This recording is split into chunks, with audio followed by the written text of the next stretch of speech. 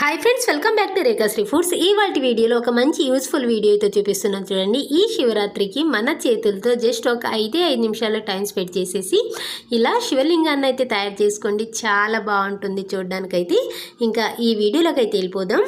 నేనైతే ఇక్కడ ఒక వెడల్పాటి ప్లేట్ తీసుకున్నాను, స్టీల్ ప్లేట్. ఆ తర్వాత దీనికి కావాల్సింది పెద్దది ఒక స్కేల్ తీసుకోండి. స్కేల్ తీసేసుకున్న తర్వాత అటు చివర ఇటు చివర కొంచెం మధ్యలో గ్యాప్ తీసేసుకుని ఈ విధంగా తీసేసుకోండి. ఒక ప్లేట్లో పావు వంతు వచ్చే విధంగా స్కేల్ని సెట్ చేసుకోండి. ఆ తర్వాత ఒక టీ స్ట్రైనర్ తీసుకుని అందులోకి ఎల్లో కలర్ అయితే వేసుకోవాలన్నమాట, ముగ్గుల పౌడరు. ఆ కలర్ని విధంగా కొంచెం జల్లించుకోండి. ఇది జల్లించుకోవడానికైతే సరిగ్గా రావట్లేదు, అందుకని చెప్పేసి దాంతోపాటు ఒక స్పూన్ వరకు పసుపు వేసుకున్నాను. వేసుకున్న తర్వాత ఇది సరిగ్గా దిగట్లేదు. టీ స్ట్రైనర్ కన్నాలు అనేవి చిన్నగా ఉన్నాయన్నమాట, ఒక్కొక్క దానికి కొంచెం పెద్దగా వస్తుంది కదా. అలాంటి దాంతో అయితే జస్ట్ ఇలా స్ప్రెడ్ చేస్తే చాలా ఈజీగా వచ్చేస్తుంది. అందుకని చెప్పేసి నేనైతే ఇలా ఫింగర్తో స్ప్రెడ్ చేసేసుకుంటున్నాను, ఈవెన్గా వస్తుందని చెప్పేసి. సో ఈ విధంగా వేసుకున్న తర్వాత ఇప్పుడు స్కేల్ తీసుకుని రైట్ సైడ్ అయితే సెట్ చేసుకోవాలి.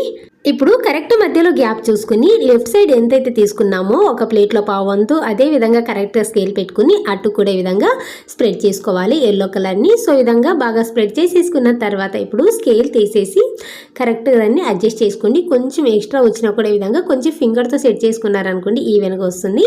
ఆ తర్వాత దీనికి కావాల్సింది కొబ్బరి చిప్ప అనమాట. నేనైతే ఒక చిప్ప అంతా తీసుకుని దీన్ని పొయ్యి మీద పెట్టి బాగా కాల్చుకున్నాను. బాగా కాలి అది బొగ్గులాగా తయారవుతుంది కదా. ఆ తర్వాత మిక్సీలో వేసుకుని గ్రైండ్ చేసుకుంటే విధంగా బ్లాక్ కలర్ లాగా వచ్చేస్తుంది అనమాట. ఒకవేళ మీ దగ్గర నార్మల్గా బొగ్గులు ఉంటాయి కదా, ఆ బొగ్గుల్ని మిక్సీ జార్లో వేసి గ్రైండ్ చేసుకున్నా కూడా ఇదే విధంగా షైనీగా పౌడర్ అయితే వచ్చేస్తుంది అనమాట. నా దగ్గర అయితే లేదు, అందుకని చెప్పేసి చిప్పని కాల్చుకొని ఇలాంటి పౌడర్ అయితే తీసుకున్నాను. తీసుకున్న తర్వాత ఇప్పుడు ఈ వీడియోలో చూపిస్తున్న విధంగా కరెక్ట్ మిడిల్ విధంగా హాఫ్ సర్కిల్గా వేసుకోండి, షేప్ వచ్చే విధంగా.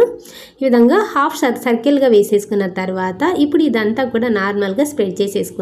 నేను చెప్పాను కదా ఇంతకుముందు, కొంచెం పెద్ద హోల్స్ ఉన్న స్ట్రైనర్ తీసుకున్నారనుకోండి ఈ విధంగా స్ప్రెడ్ చేసినా కూడా ఈవెన్గా స్ప్రెడ్ చేసేసుకోవచ్చు. ఇది సరిగ్గా స్ప్రెడ్ అవ్వట్లేదు, అందుకని చెప్పేసి నేను నార్మల్గా చేత్తోనే వేసుకుంటున్నాను. శివలింగం షేప్ వచ్చే విధంగా కరెక్ట్ కొంచెం ఒక 2.5 ఇంచులు వచ్చేంత వరకు ఫుల్గా వేసేసుకోండి. ఆ తర్వాత ఒక 1 ఇంచ్ గ్యాప్ ఇచ్చేసి ఈ విధంగా ఎల్లో దాని మీద పోయే విధంగా కరెక్ట్ శివలింగం షేప్ వచ్చే విధంగా సెట్ చేసేసుకోవాలన్నమాట. ఈ కలర్ అంతా కూడా కరెక్ట్ షేప్ చేసుకున్న తర్వాత ఆ తర్వాత స్ప్రెడ్ చేసుకున్నారనుకోండి కరెక్ట్ షేప్ అనేది వస్తుంది. ఈ షేప్ అనేది స్ట్రైట్గా కాకుండా కొంచెం షేప్ వచ్చే విధంగా కొంచెం ఫింగర్తో అటు ఇటు కొంచెం ఇలా స్ప్రెడ్ చేసుకున్నారనుకోండి షేప్ అనేది నీట్గా వస్తుందన్నమాట. ఇలా స్ప్రెడ్ చేసుకున్న తర్వాత ఆ ప్లేస్లో గ్యాప్ ఉంది కదా, ఎల్లో కలర్ అయితే వేసుకుంటున్నాను. మీరు కావాలంటే ఇప్పుడు అక్కడ వేసాం కదా అదే కలర్నైనా వేసుకోవచ్చు. నేను కొంచెం లైట్ కలర్ ఎల్లో కలర్ అయితే వేసుకుంటున్నాను అనమాట.